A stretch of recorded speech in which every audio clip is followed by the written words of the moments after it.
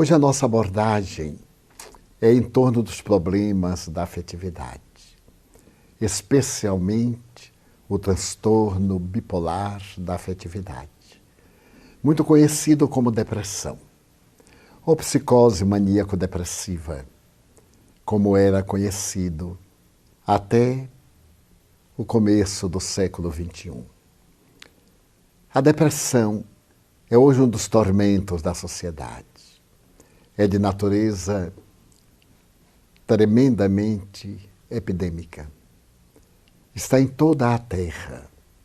A Organização Mundial de Saúde estabelece que existem aproximadamente diagnosticados 360 milhões de depressivos. Se considerarmos aqueles que ainda não foram diagnosticados e se encontram nos tormentos desse transtorno terrível, a cifra é mais assustadora. Merece considerar, no entanto, por que o homem moderno, que atingiu o macrocosmo, que penetrou no bóson de Higgs, não é feliz. Qual a razão de tanta grandeza e de tanta miséria, de tantos júbilos e de tantas dores? A depressão é um fantasma que assusta as criaturas humanas. E quase todos nós, com raríssimas exceções, experimentamos-la em determinados momentos da nossa vida. Passamos por períodos depressivos, alguns muito fortes, outros nem tanto, alguns superficiais. O próprio Carl Gustav Jung desceu ao fundo do poço, numa depressão tremenda, o que ele considerou muito útil, porque ele pôde vivenciar a tragédia do ser depressivo.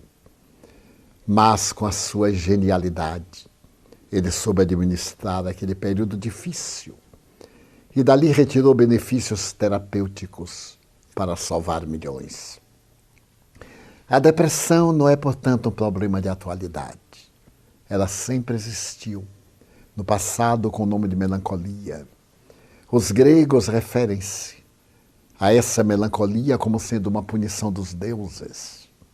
Mas Aristóteles falava que Sócrates e Platão periodicamente entravam em melancolia quando se faziam inspirados pelos deuses. Equivale dizer que essa melancolia tinha duas vertentes, a punitiva e a inspirativa. A verdade é, no entanto, que o conceito de Hipócrates e mais tarde Galeno sobre a depressão tinha suas raízes numa experiência bíblica, na presença da bilis negra, que era resultado do pecado original. A tese ingênua e mitológica da Bíblia, do equívoco de Eva, do erro de Adão. Mas que através das sangrias dos vomitórios se poderia libertar o indivíduo do excesso de bilis negra. E os resultados eram lamentáveis, porque os que não morriam de desidratação permaneciam com tormento cruel. Mas a própria palavra depressão vem do latim depremere, que significa puxar para baixo. O depressivo é alguém pessimista, que perdeu o sentido da vida, é uma vida vazia. Não encontra um significado psicológico e, por isso mesmo, ele tem um comportamento muito especial. Claro, não se sabia essa ocorrência. Muitas vezes passava por preguiça, por indiferença perante os problemas dos outros, porque perde o depressivo a afetividade com os seres mais queridos. Daí se chamada transtorno da afetividade. Exatamente por causa dos processos neuronais, das neurocomunicações, da produção das substâncias da alegria, do bem-estar, a serotonina, a noradrenalina, a dopamina, que são fundamentais para o nosso bem-estar. Essa dopamina que é tão importante, é tão notável essa substância hormonal dos neurônios, que quando o organismo produz em grande quantidade, o indivíduo tem distúrbio de Parkinson. e quando há muita escassez, ele tem esquizofrenia. No entanto, a sua dosagem é tão equilibrada para proporcionar o bem-estar, o prazer, a alegria. O notável psiquiatra alemão, o Dr. Klein, fazendo estudo sobre alegria, ele se refere muito à dopamina, especialmente depois de ter estudado, inclusive, tribos da Nova Guiné que ainda comiam carne crua, e de passar por outras tribos da Oceania, verificando a constituição do organismo do indivíduo e os fatores encarregados de produzir esse transtorno que a todos nos ameaça, exigindo que mantenhamos uma vida moral e mental saudável e nunca percamos o norte do nosso objetivo psicológico, para que a nossa existência seja rica de bênçãos e nos possam facultar o trabalho de autoaprimoramento moral, para dessa maneira vivermos saudavelmente. É curioso notar que a própria Organização Mundial de Saúde define que saúde não é a falta de doença, mas é o estado de bem-estar social, emocional, psicológico e espiritual. Acrescentando também o equilíbrio socioeconômico, porque quando nos faltam os recursos para uma vida digna, nós ficamos aturdidos, não ficamos saudáveis e muitas vezes somatizamos as preocupações em transtornos emocionais ou em problemas orgânicos. Então, o que fazer diante das ameaças? Tecnicamente, nós sabemos que a depressão tem fatores endógenos, aqueles de natureza interna, a hereditariedade, as enfermidades infecto-contagiosas, as sequelas das enfermidades infecto-contagiosas. Mas tem também os eventos de vida, os chamados exógenos, como sendo a solidão, a ansiedade, o medo. E podemos acrescentar a rotina.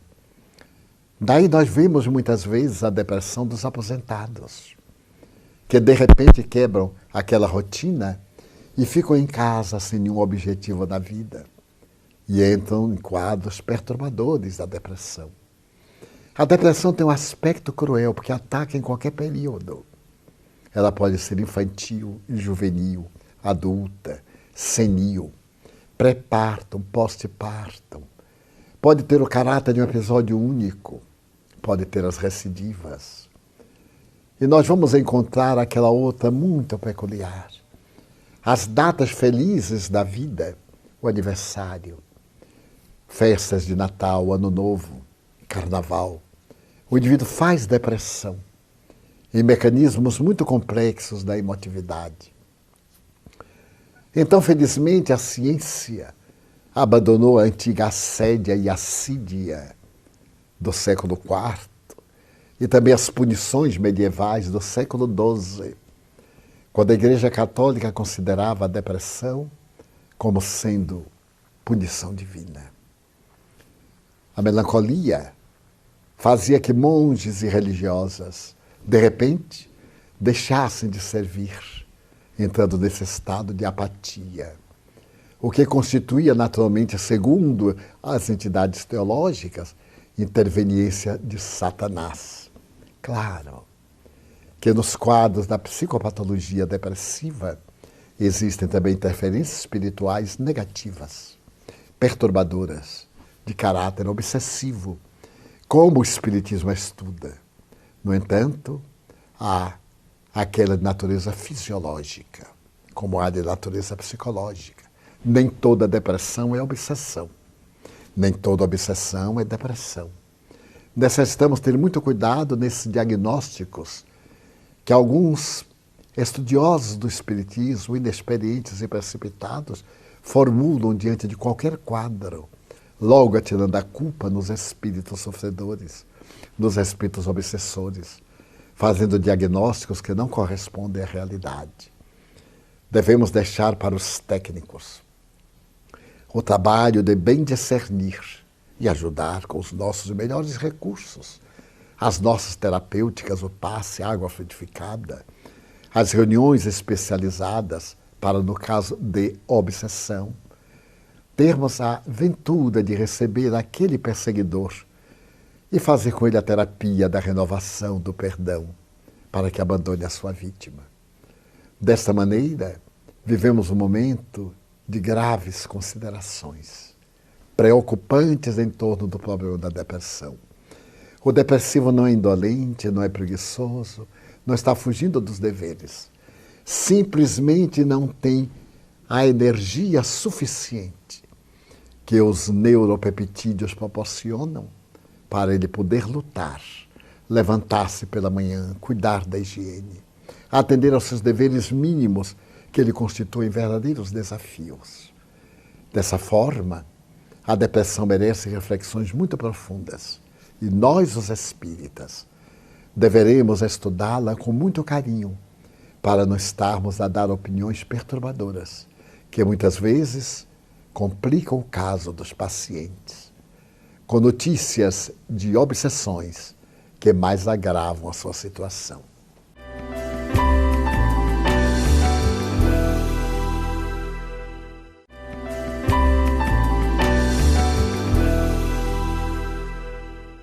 O Espiritismo, sem dúvida, dispõe de instrumentos notáveis para ajudar as criaturas com seus problemas, especialmente nos transtornos da afetividade.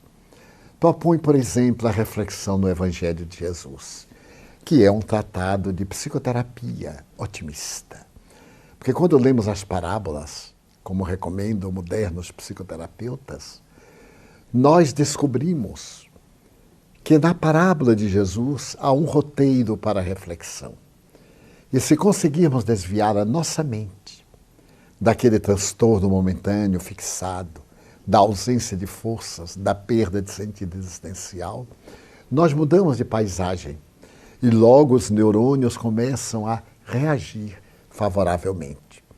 Eu me lembro, por exemplo, que 2 físicos quânticos de Harvard, os doutores David Bohm e Stewart Wolf, que não são religiosos, fazendo uma análise do cérebro, concluíram que os nossos neurônios cerebrais, quando são estimulados por pensamentos saudáveis, pelo amor, pelo perdão, pela solidariedade, pelo bem-querer, pelas ações nobres, eles emitem ondas que podem estar carregadas de fótons. Porque os fótons são aglutinadores de moléculas, então o indivíduo desfruta de bem-estar, goza de saúde. A tese é o seu pensamento e a vida que você leva. Porque, da mesma maneira, quando o indivíduo tem pensamentos deploráveis, perturbações do ciúme, transtornos do sentimento afetivo, ódio, vingança, sede de desforço, os neurônios produzem ondas semelhantes ao elétron. E como o elétron é desagregador de partículas, naturalmente advém transtorno na produção das neurocomunicações, distúrbios cerebrais, emocionais e somatizações orgânicas. Então o Evangelho produz que fótons, ondas favoráveis ao bem-estar, pela alegria que proporcionam. O notável psiquiatra americano Milton Erickson, que era um depressivo crônico e que em Phoenix, no Arizona, ele trabalhava com pós-graduandos na sua casa, nos estados mais difíceis da sua depressão. Era muito otimista nesse sentido. Ele dizia que a dele era incurável, talvez uma forte hereditariedade. Nós sabemos que teria um caráter de natureza transcendental. Quem pode avaliar os conflitos, os danos, os males que ele praticou em existência transata? Ele não era espírita, embora talvez fosse até espiritualista, pela maneira como ele tratava os pacientes. Ele narra uma das suas experiências que a mim me parece fascinante. Uma família muito rica convidou para visitar um membro desse mesmo clã, que era uma senhora viúva, numa depressão muito grave. Mas que ele não deveria apresentar-se como psiquiatra, porque na posição da família, um psiquiatra sempre era visto como cuidando de psicopatas. E eles gostariam de manter isso, ao que o Dr. Erickson reagiu, dizendo que ele não podia ser um farsante. Ele era psiquiatra e, se fosse atender a paciente, apresentar-se-ia como tal. Não tendo outra alternativa, os familiares concordaram. Ele foi visitá-la. Ela o recebeu na alcova, com todas aquelas características da depressão, o desânimo, o desencanto, o mal-estar, o estado distímico. E ele disse que era psiquiatra a convite da família, porque ela estava com uma depressão, explicou naturalmente de que se tratava. E ele tinha condições de fazê-la melhorar. Bem nisso, ele gostaria que ela lhe permitisse visitar a casa, para ele ter uma ideia de como era a vida que ela levava. Ela anuiu. E ele sai com um dos funcionários e nota que a casa era toda cinza, pintada de cores muito tristes, o que denotava o estado emocional da própria paciente. Percorreu vários cômodos e, quando passou pela sala de refeições, ele percebeu que em cima de uma fruteira estavam muitos telegramas sem abrir, muitas cartas fechadas. E ele perguntou ao funcionário: mas o que é isto? Ah, doutor, são convites que ela recebe, ela nem abre. São notícias, ela não abre, não tem ânimo, não se interessa. Ele foi adiante e depois da cozinha havia um pequeno jardim de inverno e ali violetas dos Alpes. Ela era colecionadora de violetas dos Alpes. Então o funcionário disse: é a única coisa que ela cuida. Ela somente se levanta para molhar uma vez que outra, ou para fazer uma muda, transplantar uma folha, da qual se origina um novo vaso. Ele retorna, conversa com ela e diz: muito bem. Ela pergunta: qual é o remédio que vai passar? Nenhum. A senhora não precisa de medicamento nenhum. Foi um grande prazer conhecê-la. Espero que a senhora se recupere. Ela ficou sem entender. E ele disse aos familiares: eu vou voltar lá para ter uma outra conversa. Dias depois ele voltou e disse: como passa? Ah, no mesmo, doutor. Eu venho aqui para dar-lhe um conselho. Apenas isto. A senhora é uma pessoa de alta importância em nossa sociedade. Recebe muitos convites. Ah, sim, muitos. Mas eu nem os abro. Pois não. É uma indelicadeza. A senhora não pode retribuir a gentileza das pessoas sendo descortês. É uma dama. Tem compromissos sociais e humanos.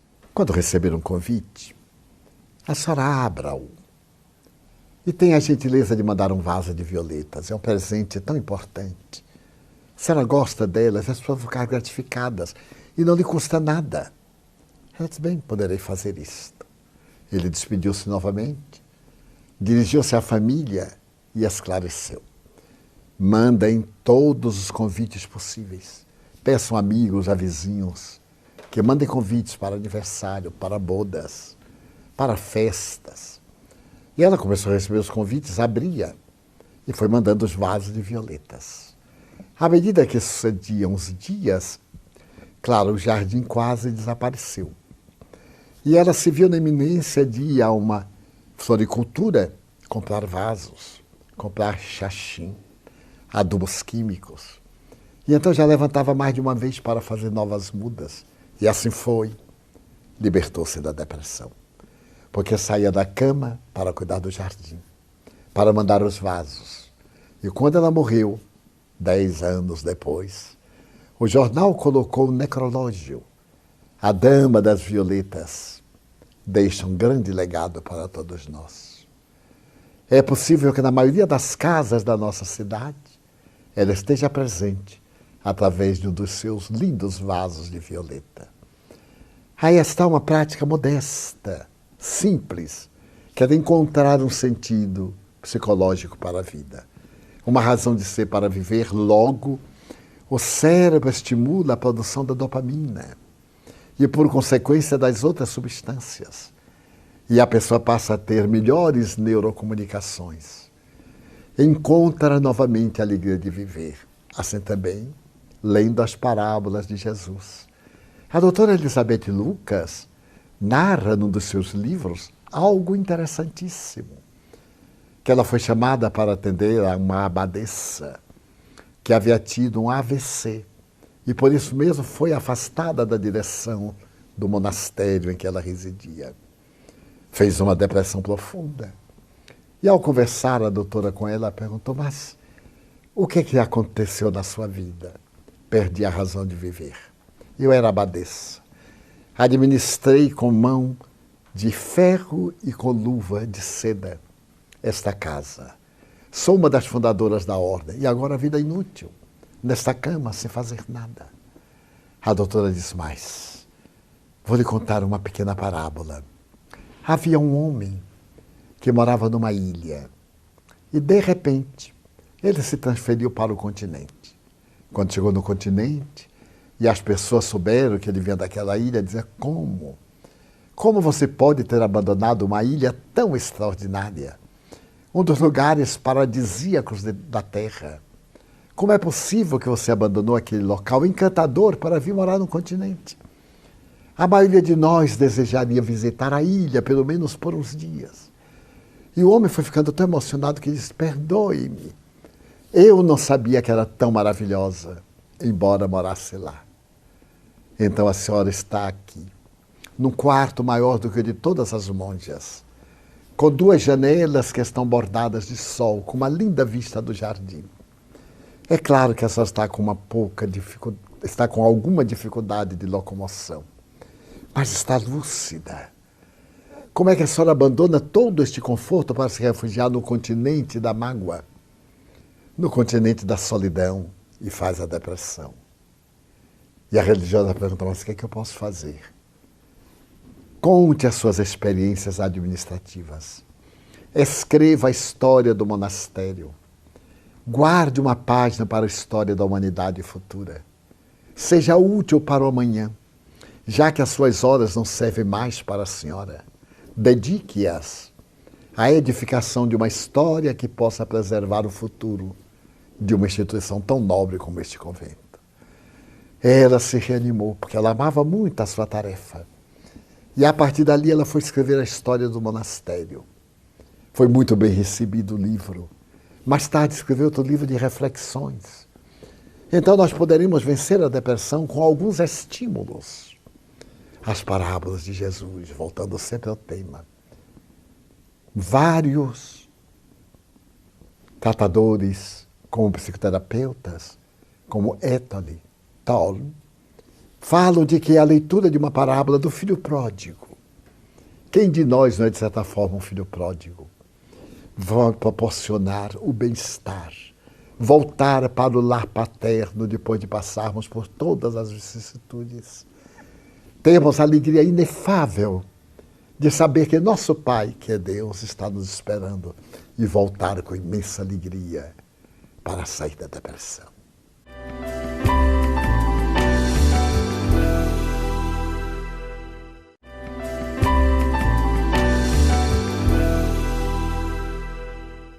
A depressão pode ter um caráter profundo dos transtornos sexuais. Então a ajuda de um psicanalista é valiosa. Pode ter conflitos da infância embutidos no inconsciente. Uma mãe negligente, um pai perverso, uma mãe superprotetora, uma infância atormentada. Tudo isso fica recalcado em nosso inconsciente e, de repente, ele ressuma na adolescência, na idade adulta. Um choque pós-traumático.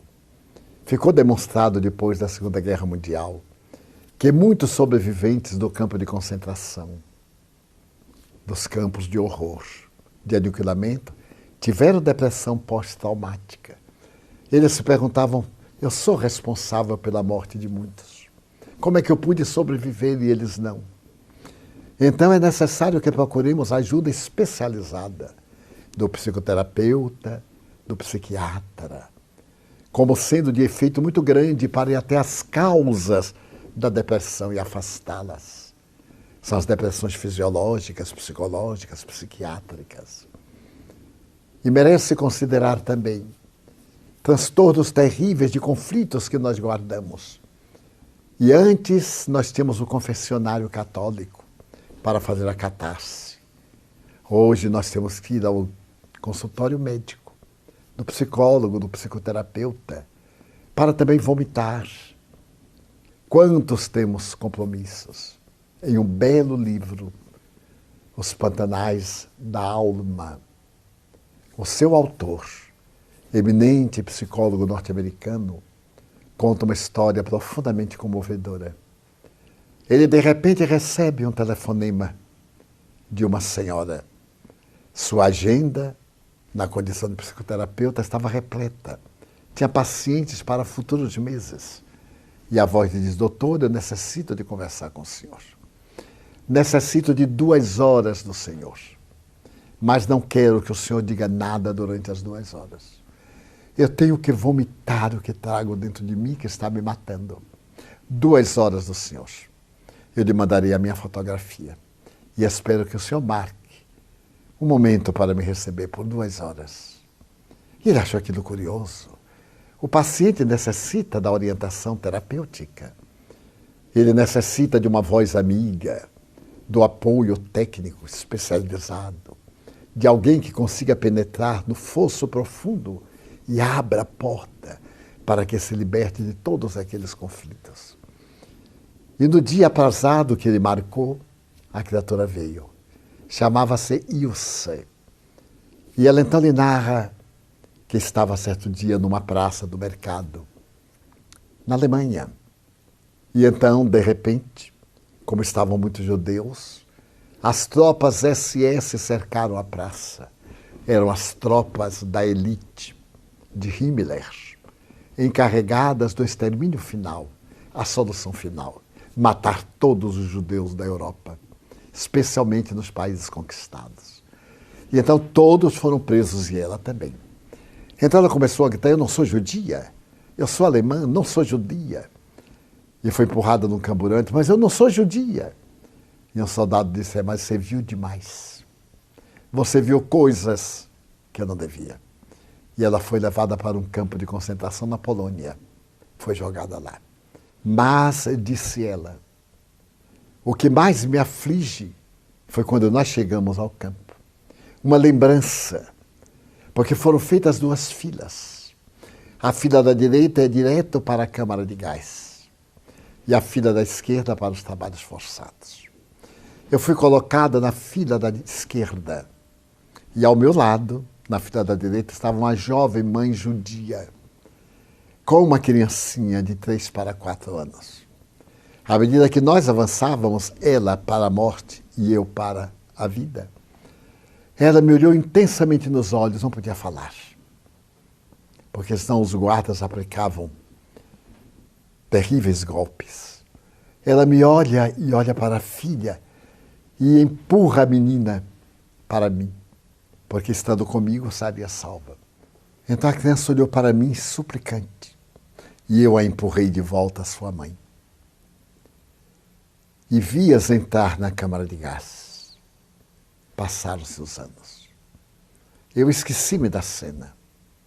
Terminou a guerra, eu sobrevivi. Vim morar nos Estados Unidos, em Chicago. Tornei-me bibliotecária. E certo dia que estava arrumando os velhos jornais de durante a guerra, eu vi uma foto. Era exatamente aquele momento em que eu empurrava a criança. Alguém fotografou, certamente os nazistas, eles eram muito organizados, e fotografaram o exato momento em que a criança me olhava e eu empurrei. E então estou sendo dominada pelo remorso. Eu matei aquela criança. Não consigo perdoar-me.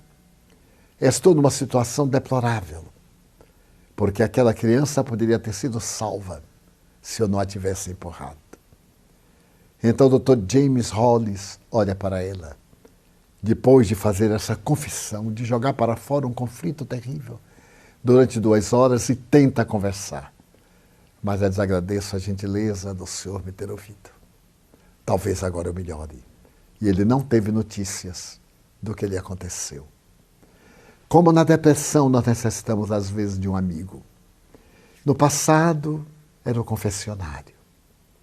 Agora nós temos necessidade do psicoterapeuta. Ele talvez com a sua habilidade vá ao fulcro do nosso problema e consiga deslindar o enigma do nosso conflito, libertando-nos.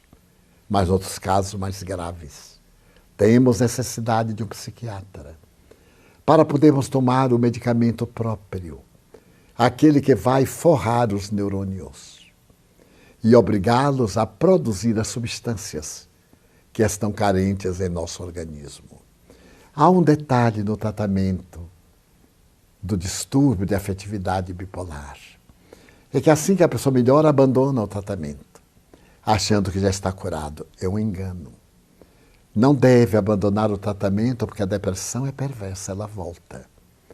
Depois que passa aquele efeito, porque os produtos têm uma consequência retar, demoram-se um pouco. Então a depressão volta com toda a força. E toda recidiva é sempre desagradável e perigosa, porque pode tornar-se um problema crônico, portanto de remoção impossível, pelo menos durante esta reencarnação. Mas há um recurso valiosíssimo ao lado da leitura das parábolas, ao lado do tratamento médico, a oração. Buscar a oração, unir-se à força cósmica do universo, abrir a alma a Deus. A depressão não impede o pensamento. Então a pessoa deve reconquistar a fé, mesmo que naquele momento, pela falta das substâncias próprias para a alegria e a coragem, a pessoa suplicar por Deus, porque Jesus disse com propriedade: tudo o que pedirdes a meu Pai orando, Ele vos atenderá. Tudo no bom sentido da palavra. Porque se entrarmos no delírio de pedirmos coisas absurdas, é óbvio que a esses pedidos não teremos a resposta que aguardamos.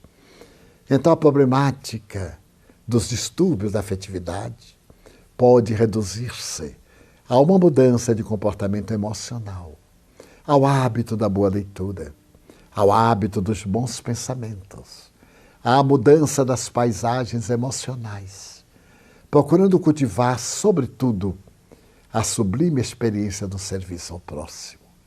Por isso que o Espiritismo tem como luminar proposta: fora da caridade não há salvação. Porque a caridade é o amor na sua expressão mais elevada, mais sublime. E porque amamos e agimos, nós nos enriquecemos de energias que nos proporcionam o bem-estar, a saúde demorada, a alegria de viver. Em qualquer aspecto de distúrbio da afetividade, aos primeiros sinais, muito cuidado. Mas não pense que qualquer tristeza é depressão. A tristeza faz parte da nossa vida, como fenômeno de ocorrência de uma mágoa. Então viva seu momento de tristeza, viva seu momento de raiva e depois supere-o. Então, o estado saudável tomará conta de você e você poderá ser plenamente feliz. Até o próximo encontro.